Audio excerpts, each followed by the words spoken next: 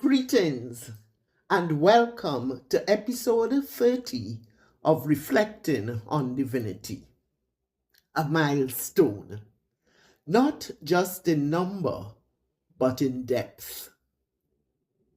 This week's phrase surfaced with weight and a quiet kind of fire.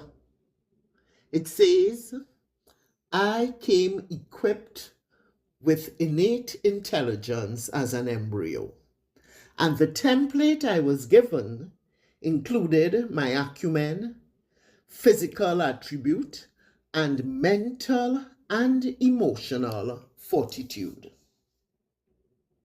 This one does not whisper.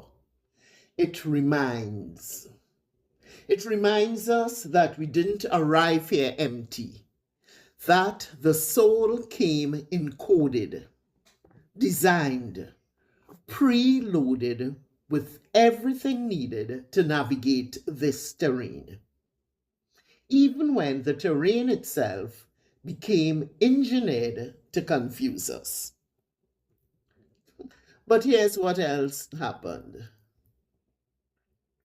As I prepared this week's entry, I forgot, again, to place the barrier between this page and the one before it.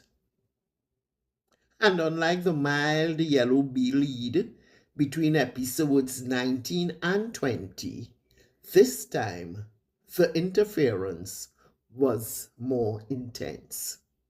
Red dots, purple smudges, a messier kind of merging between episode 29, Our Way of Life Has Been Engineered, and this one.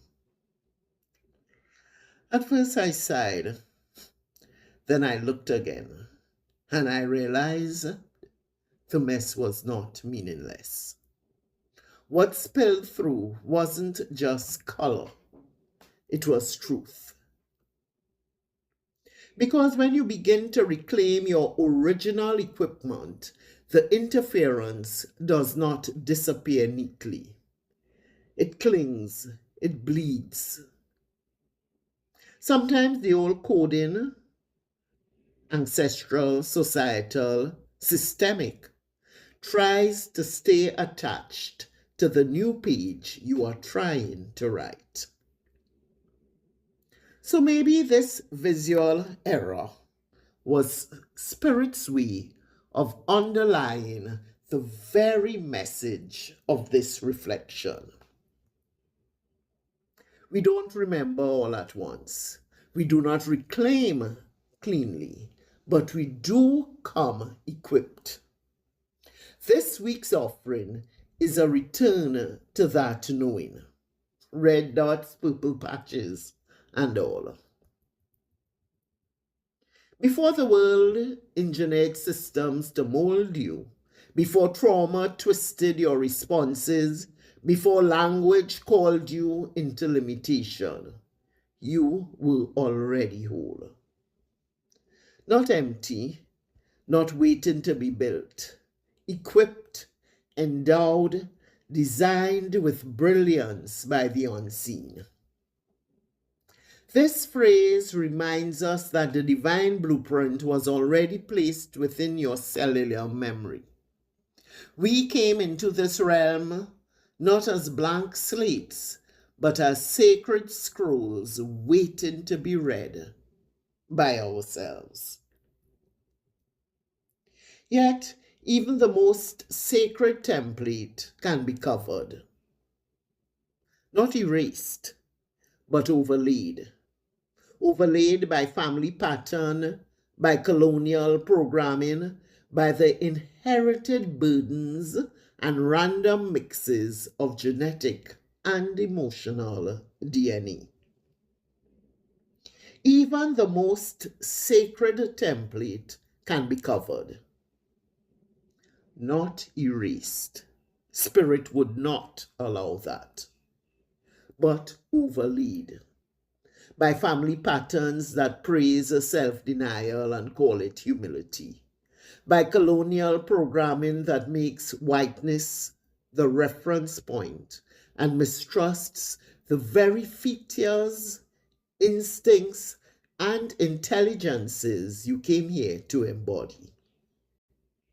By the random mix of genetic and emotional DNA that may not be aligned with your soul's specific design.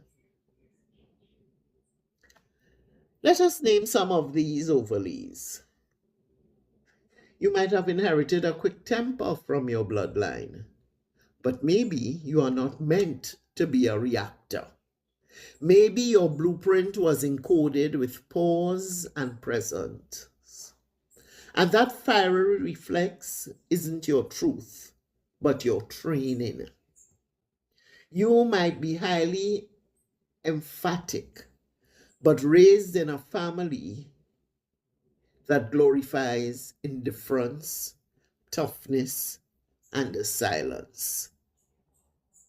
So you harden. You pretend you don't feel as much, and you lose track of the sacred sensitivity that was part of your equipment from day one. Maybe your mind is wired to move laterally, intuitively, guided by non-linear genius. But school, culture, or church only rewarded straight lines and right answers. So you shrink, you perform, you adapt, until your brilliance no longer feels like yours.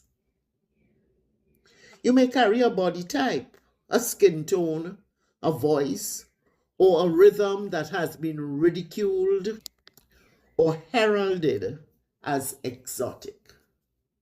And without realizing it, you start performing a version of yourself that feels almost right, but is secretly eroding your core. And then there's the eternal war. When something rises up in you, ambition, grief, sexuality, rage, and you're not sure if it is a calling or a curse because it clashes with what you were told a good woman or a spiritual person should be. These are the overlays. And if they are not recognized, they will shape your life until the ache becomes undeniable and your soul starts to whisper, "This isn't mine.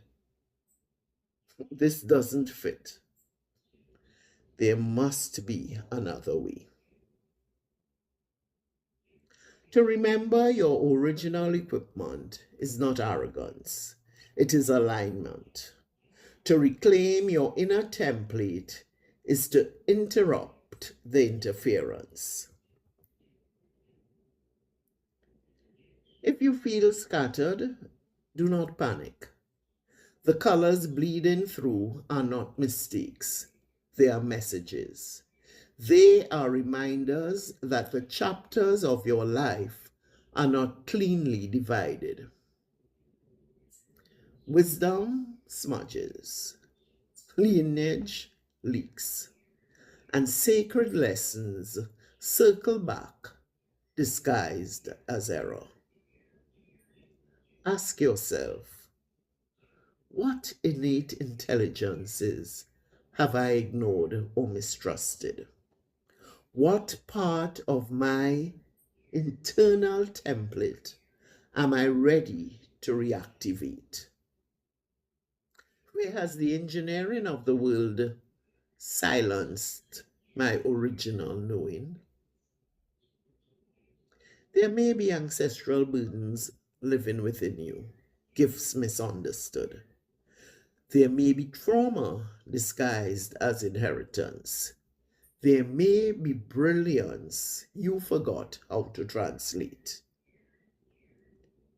Your job now is not to reject the interference outright, but to sort through it and remember what was yours before it got entangled. Red dots, purple smudges, pages bleeding into one another. Let this episode be your permission to stop striving for perfection in how your journey looks. You are a continuation, not a clean slate. Your soul does not live in numbered boxes or tidy timelines. There will always be overlap, and there will always be a return to the original you who came through the spiral already equipped. When you walk in that remembrance, you activate something older than pain. You activate the part of yourself that the interference could never reach.